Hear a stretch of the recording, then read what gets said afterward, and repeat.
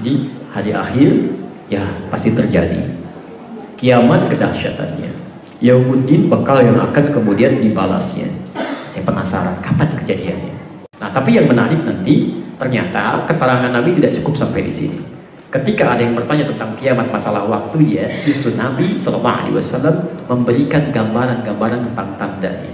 Supaya jadi pengetahuan kepada kita bagaimana kemudian mempersiapkan diri kita tanpa harus memikirkan keadaannya.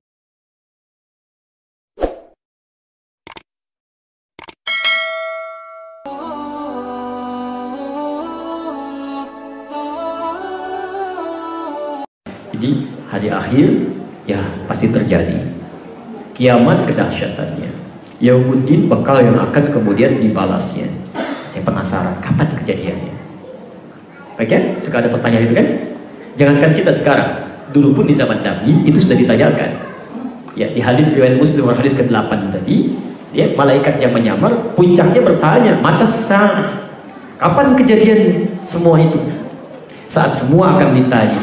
Saat semua dipertanggungjawabkan, saat semua dahsyat terjadi, kapan kejadiannya? Nah, yang menarik, ketika bertemu dengan kata kapan, itu kalimat diungkapkan dengan saat. Ketika bertemu dengan balasan, diungkapkan dengan ad-din. Ya, makanya ketika Anda baca Al-Fatihah 17 kali dalam sehari, Maliki Yaumiddin, itu kalau baca seperti itu, Anda harus tanyakan pada diri Anda, kalau diwafatkan, bakal apa yang dibawa pulang?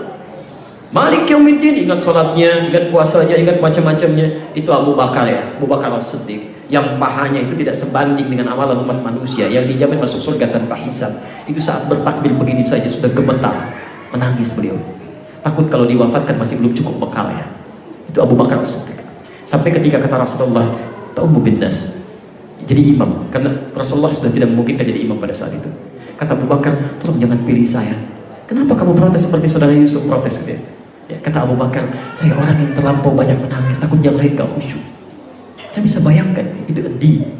Tapi ketika bertanya kapan, waktunya jawabannya sama. Baik, Quran surah ke-31 ayat 34. Ini yang sekarang sedang banyak dibahas ya. Sekolah. Baik.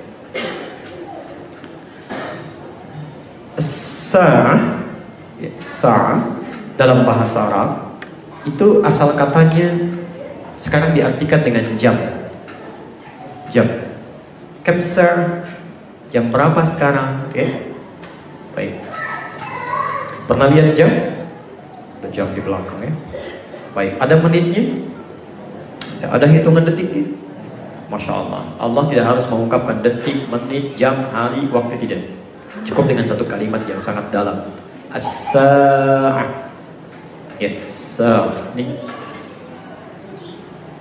Jadi kalau kita buat titiknya, ini ada menitnya, ini ada jamnya, sampai detiknya yang paling panjang. Seakan-akan ingin mengatakan, kalau orang bertanya tentang waktu kiamatnya, Jibril bertanya, "Mata sa'ah?" Kapan kiamat terjadi? Pada Rasulullah SAW. Kalimatnya menggunakan sa'ah spesifik. Dari mulai harinya, waktunya, detiknya sampai menitnya sampai detiknya. Apa jawaban Allah Subhanahu wa taala? Ini yang paling menarik. Quran surah ke-31 ayat 34, ayat terakhir. Saya berikan informasi dulu sebentar ya. Ayat ini ingin menyampaikan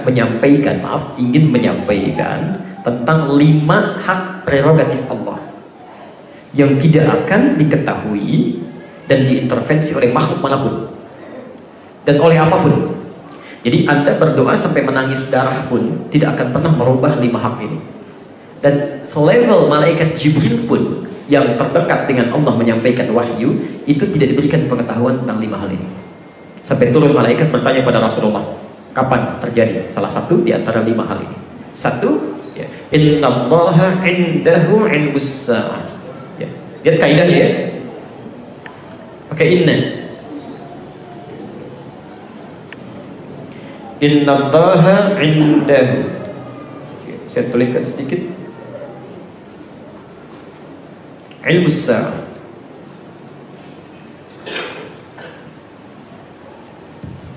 Perhatikan, kalau ada kalimat baik dalam Al-Quran ataupun hadis atau dalam kalimat bahasa Arab dimulai dengan kata inna, Inna itu harfut taukid wa nasab, huruf yang berfungsi menguatkan dan meyakinkan.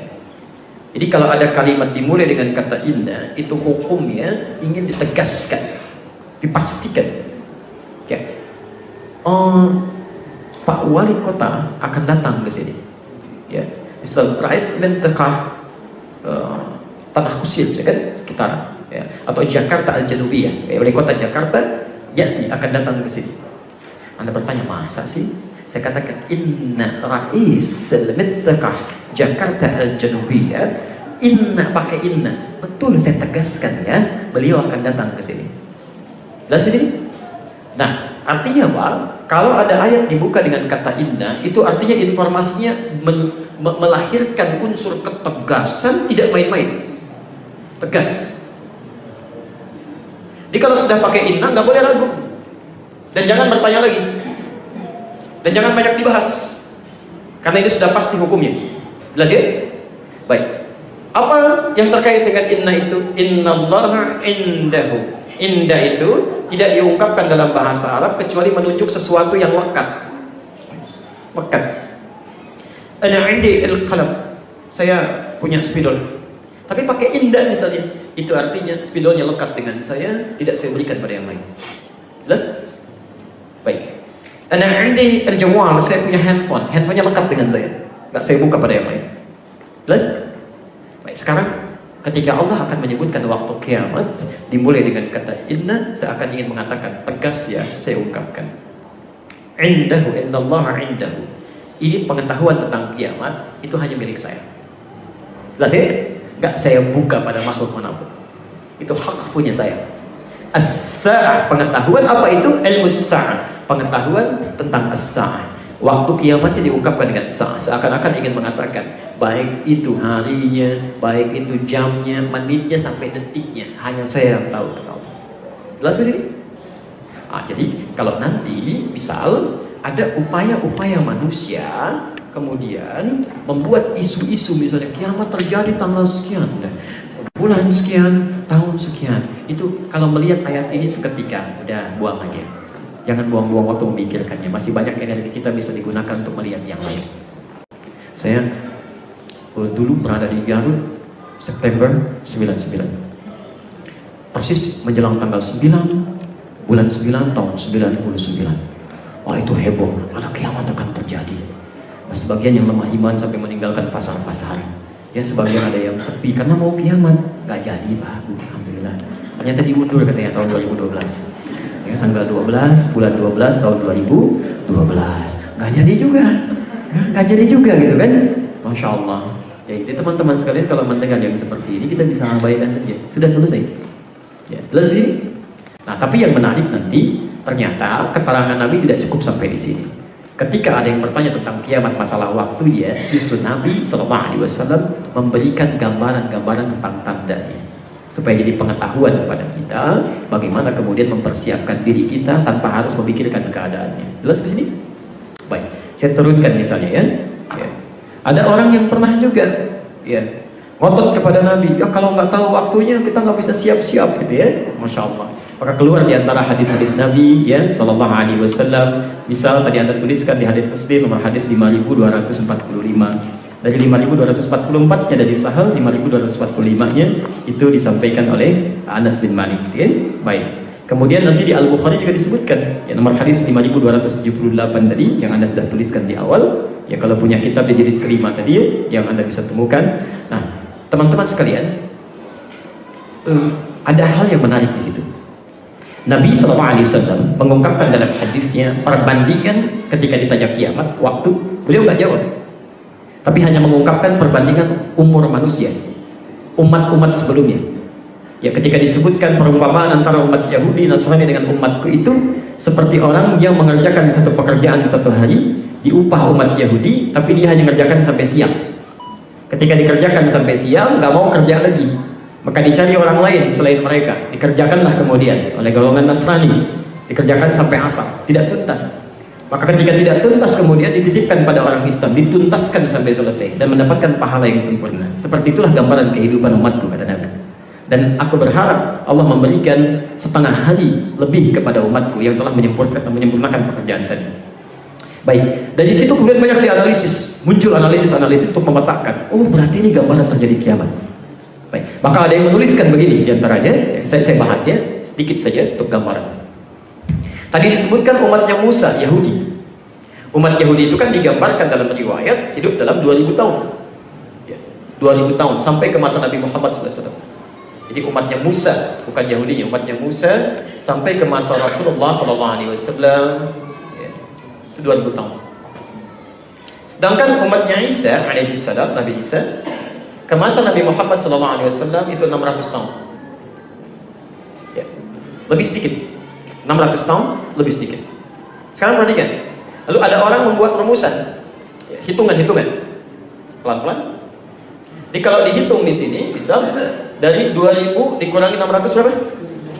1400.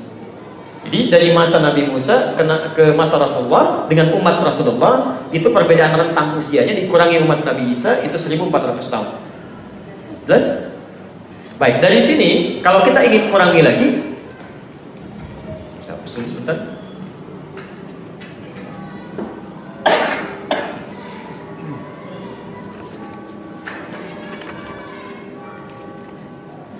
Dapat 1400. Kemudian kita coba kurangi lagi dengan setengah hari ya. Kalau satu hari berapa hitungannya? Satu akhiratnya 1000 tahun. Kalau setengahnya 500 tahun. Kurangi 500 berapa? 1400 kurang 500, Masya Allah, 900. Nah 900 ini ketika akan dihitung menjadi umatnya Nabi Muhammad SAW sampai kiamat, dalam bahasa nabinya kan tadi dikatakan, ya Allah aku berharap engkau tambahkan kepada umatku setengah hari lebih. Masih ingat tadi? Dalam riwayatnya setengah hari lebih. Setengah hari berapa? 500 tahun lebih. Tambah 500 plus lebihnya. Kata para ulama lebih di sini bisa dipahami dengan 100 tahun. Tambah 600. 900 tambah 600 berapa? 1500. Maka muncullah penafsiran dari sini, usia umat Nabi Muhammad SAW itu adalah usianya 1500 tahun. 1500 tahun. Sekarang berapa usia tahun sekarang? 1438. Baik, kurangi jadi berapa sisanya? Halo? Berapa? 62. 62 itu belum selesai karena ngitungnya ini kan dari Hijriah. Ya kan? Hijriah itu kan hijrah Nabi dari Mekah ke Madinah. Sedangkan hitungan di hadis ini ketika Nabi SAW diutus menjadi Rasul. Diutus Rasul itu kan bukan saat hijrah, tapi saat usia 40 tahun. Ya kan? Usia Nabi diutus jadi Rasul 40 tahun. Kemudian beliau dimintakan hijrah ke Madinah tahun ke-53. Jadi kalau dihitung hijrah ini 1438, itu artinya plus 13 tahun. Ya kan?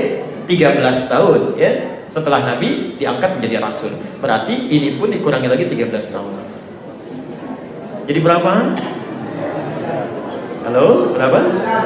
49 ya? 49 betul? Jadi dari sini muncul hitungan 49 tahun lagi kiamat Pak ya? Baik. Waduh, bagaimana ini kandungan saya baru dikandung ini ya, anak belum tumbuh, ada yang belum nikah, ada yang macam-macam gitu kan? Masya Allah, 49 tahun lagi. Maka mulai dikaitkan dengan hadis-hadis yang lainnya. Hitungan semacam ini, itu nggak ada hadis di Nabi. Itu cuma hitungan orang-orang saja untuk meningkatkan kewaspadaan supaya lebih berhati-hati.